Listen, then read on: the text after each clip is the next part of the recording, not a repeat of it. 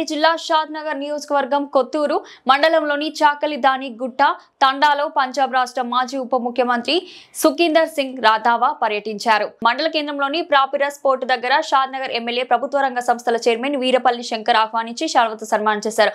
అనంతరం సుఖీందర్ సింగ్ యాదవ కాంగ్రెస్ పార్టీ జెండాను ఆవిష్కరించారు. ఈ సందర్భంగా ఎమ్మెల్యే వీరపల్లి శంకర్ మహిళలతో కలిసి బతుకమ్మ పాట మీద నృత్యం చేశారు.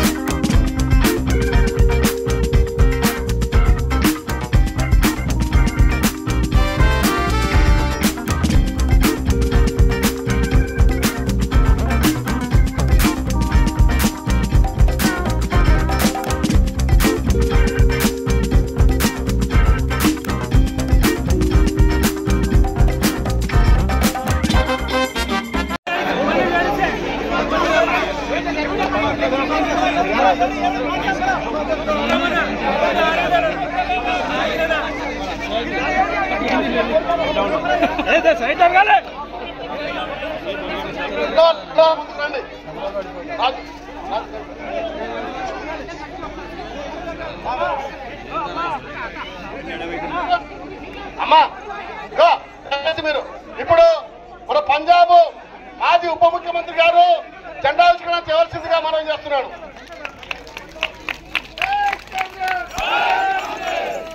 జై కాంగ్రెస్, జై కాంగ్రెస్. మీరు పాడే పాడాయి